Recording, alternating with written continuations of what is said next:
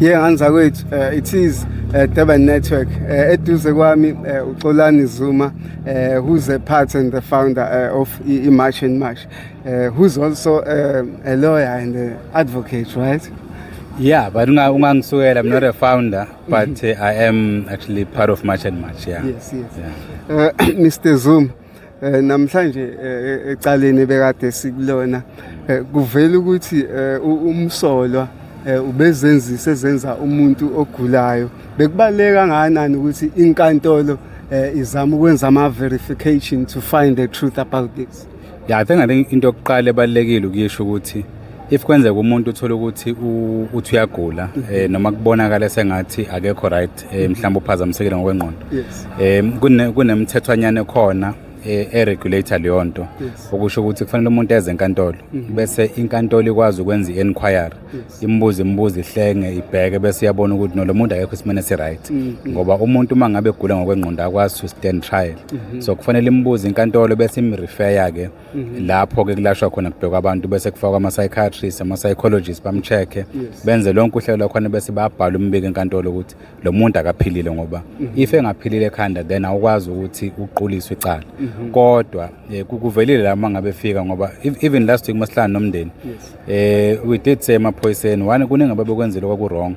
one crime scene babeyishiye nje gadalala bangayilungisanga babesho ke bona ukuthi no because akusiyi murder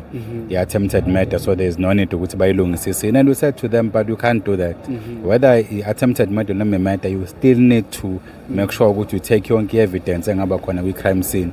but if uNkulunkulu ehlela ngenye indlela nje usisi ehamba emhlabeni then uzokwenza kanjani because kumele convict from attempted murder to murder but liyasina uzange uyisebenza base besitshela ukuthi no lo muntu usephuthuma esibhedlela kodwa uma sefika lapha ngathi usewumuntu ohlanyayo and we did say emaphoyiseni ukuthi no lo muntu kuzomelezela enkantolo kumele ebe umantshi oshoyo ukuthi uma embheka akekho esimeni sokuqula icala and kuvelileke namhlanje ukuthi uma ekhuluma nomuntu wangakubo kuyacaca ukuthi uyalandela nje yonke into yasenkantolo ummeli wakhe ezwele ngoba uthola ummeli uyena futhi oyisukelile wathi akayifuni ibail yabona so umuntu osokwazi ukucabanga ukuthi ngisho ibail akayifuni kusho ukuthi ikhanda lakhe liyakwazi ukubamba ngendlela eright ngokwethu uma ngabe sibheka njengabameli bomndeni kuyasho ukuthi umuntu lo bezama ukubalekela amacala akhe ikakhulukazi because I mean to try and kill umuntu wesifazane over 40 times umgwaza but also I mean umuntu bezama ukurana isonto lo uyazi ukuthi abantu abaningi basebenzisa amasonto kodwa behide ama drugs benza i-extortion money laundering ziningi izinto abazenza using lamasonto so ngokwethu sicabanga ukuthi uyaphila and kuzomela abuye ezenkantolo awamele lamacala akhe ngoba I mean ama-attempted murder awu-2 umuntu okufanele ayiwezivile lo for iminyaka eminingi kakhulu ya mhlambe ekulandeleni kwenu ngakwezomthetho kukhona yini mhlawumbe i-history ekhona la yey'ngxabano ezigcine mhlambe kungabe reason yalento eyenzekile? Well ukuthi I think sizolinda ukubona into ezoba kwi-docket phakathi because I think amaphoyisa kufanele enze uphenyo ezinye zezinto ezenza ukuthi lihlele icala ukuthi amaphoyisa kufanele ayothatha ama-statements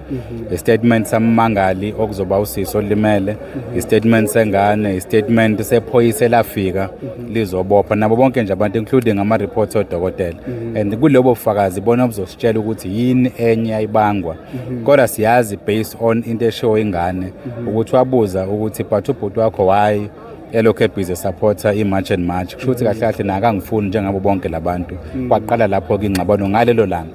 but we know ukuthi bekune protection order which means usisi bevele ngasamfuna ukuthi asondele eduze kwabo kodwa konke lokho ancanza sekushiyele usuku mangabe sekusenkantolo kodwa into esinesho ngayo ukuthi based on ubufakazi from ama-facts and circumstantial evidence wa convinced ukuthi la kuzomele kube ne-conviction because akusiwo umuntu wabaleka wathola after 10 days wabanjwa esanda kuphuma sebakhele phakathi endlini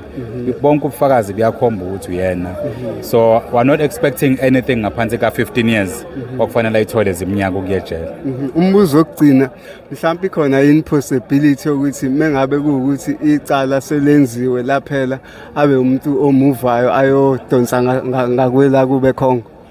Well, basically into ezokwenzeka ukuthi if efindwa guilty mhlawumbe lesenkeno limnikeza u25 years or 20 years or 15 years whatever inkeno limnika kona kwafanele ahlale eWestville prison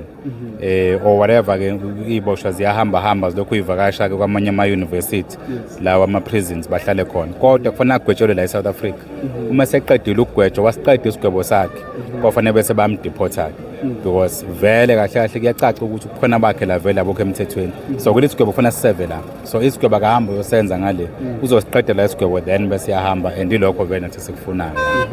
Really appreciate your time. Thank you so much, my brother.